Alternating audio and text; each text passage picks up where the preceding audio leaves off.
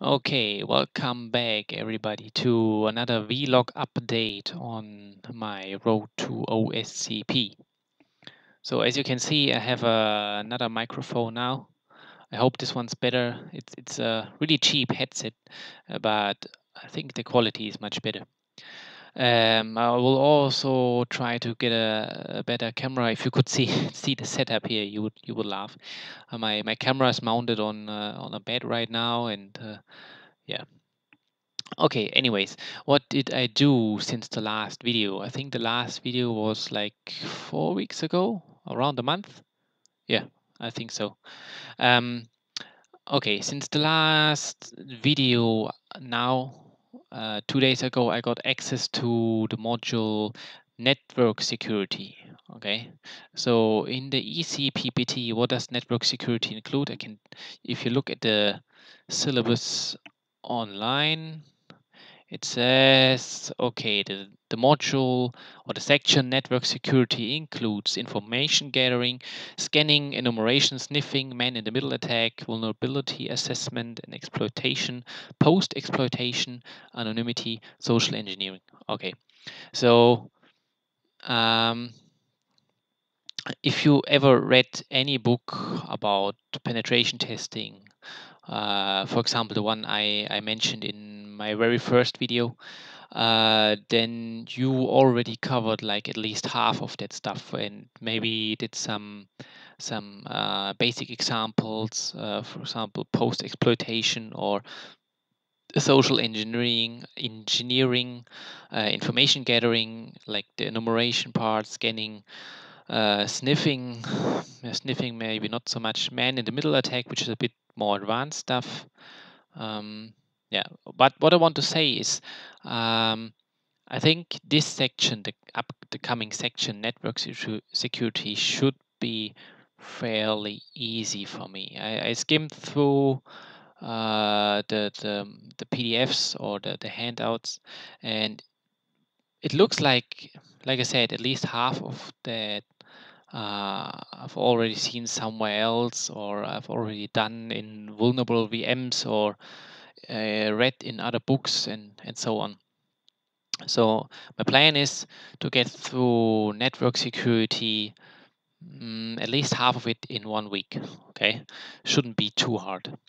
So, and then maybe take another week or so to really get it into my head and not just finish it. Okay, forget it.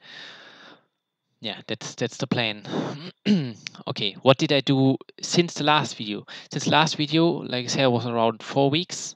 I spent on the module system security. So I will not tell you uh, what's included in the module system security because it's not allowed.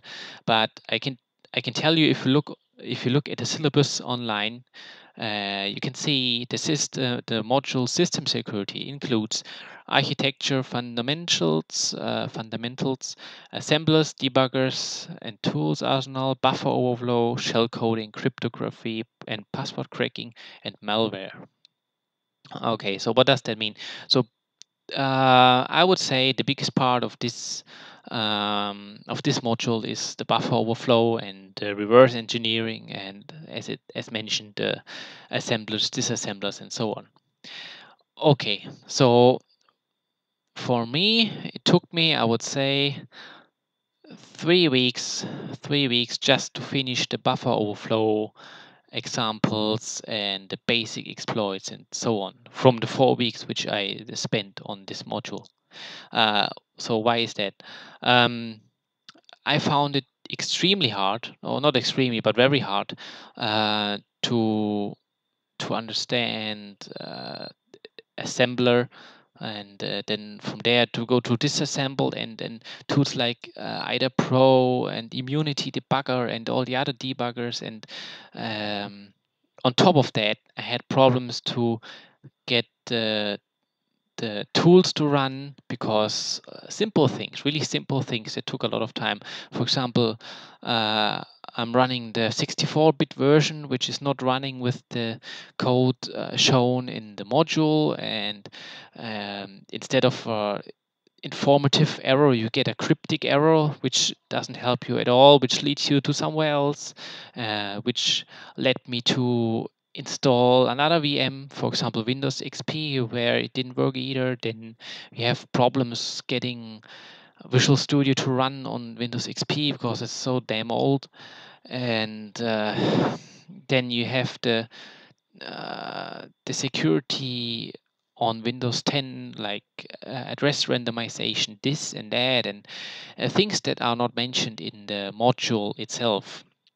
And if you are like me and someone who never had any contact with assemblers or really with debuggers in a sense, or a C code, which is not the hardest part, but the C code, um, what else, and all the tools which are commonly used in the with buffer overflows like IDA Pro, Immunity Debugger, and so on, then you really spend, I would say, at least 75% of your time just getting the stuff to run and to understand why is that running now, why is it showing me that message, and why does it not look like in the module, and what could be different, and so on.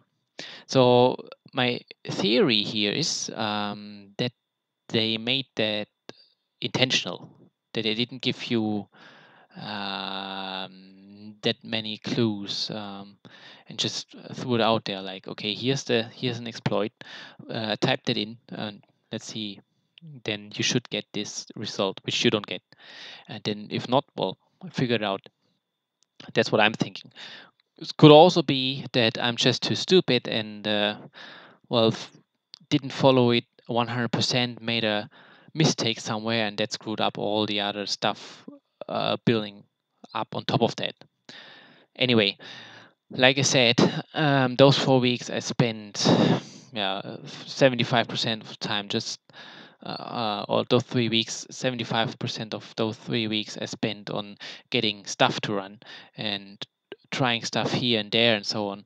And 2 days ago, I finally finished the system security module, and yeah, I think it was very hard um, in comparison to the first module, web security, which was like, meh, like it was not it was not super easy, but it was not really hard. It was just like some additional stuff which I haven't tried before. But the system security was, yeah, without telling too much, without saying too much, was yeah, was very hard. Okay. Um, yeah, I already said the next part is the network security stuff. I also got access now to Ruby and Metasploit. And if you look at the syllabus online, section Ruby for pen testers and Metasploit, it contains Ruby basic installation, okay, blah, blah, blah. Methods, classes, pentester prerequisites, input output network and OS interaction, the web exploitation. Okay, so basically Ruby is yeah, Ruby is the language used for or in Metasploit. So if you want to write your own exploits, or maybe you want to edit them or want to write plugins and so on, then you will use Ruby probably. Um, I'm looking forward to that. I haven't done too much with Metasploit before because I think it's kind of lame to rely on that in the beginning. I think you should. I mean, it's a great tool, of course, but I think in the beginning you should not rely on Metasploit. You should know how it works, which is not really that hard, and then try everything manual, because otherwise you're just a script kiddie if you're relying on Metasploit and you don't even know what you're doing there. So I'm looking forward to that, to actually get more out of Metasploit instead of just yeah, throwing exploit against the target without actually knowing what they're doing. And then after that, in 1 month, I get access to the section Wi-Fi security. So I'm not sure if the section Wi-Fi security is needed for the exam. I have to check on that again. If it is, then I will probably do my exam in around 5 weeks, 6 weeks, depending on how long the Wi-Fi security takes. If it's not needed, then yeah, then I'm nearly at the end with the eCPPT. I mean, of course, the exam is still there, but um, yeah, it's only 1 month away, or maybe let's say 5 or 6 weeks, depending on the Wi-Fi security part. And then if that is done, I will see where I am, how good I feel, how confident I feel, and then take on the OSCP. And I will probably go for 30 days labs, but that's all just guessing part here right now. That all depends on how I feel, how the exam went, if it was super hard or if I just went through. And yeah, probably that the plan is probably take 30 days for the OSCP, and then yeah, and then if everything works out, I should get my exam scheduled for the OCP in 8-9 weeks. Yeah. Okay, but that's it for this video, I think. Oh, one more thing. Someone asked in the comments if you need a lot of programming experience for the OSCP. I mean, I can't speak for the OSCP yet, but for the eCPPT, and I guess they're both similar. If you take me as example, I never had any contact with the language C before, except reading through some proof of concepts or exploits found online. So I never had to do anything with C. I had I learned the language JavaScript, C Sharp, Visual Basic. Most of them, except JavaScript, just the basics. JavaScript to were sort of okay level, and I didn't have any problem to transfer my knowledge sort of to C. I mean, of course, I'm not a C expert now, but what I want to say is if you ever learned any programming language and you know the basics in any language, then it's not too hard to understand the basics of C. You don't need that long. Um, and obviously, if you're dealing with buffer overflows, assembler, and whatnot, you will deal with C eventually. And as you can see, for example, the eCPPT or the Metasploit in general, you will deal with Ruby, Python too in the end, because that's a very popular language in the pen testing scene. But I think if you got the basics of any language, it's not too hard to translate it sort of to the language you want to learn. And you don't need to be an expert in any of those languages.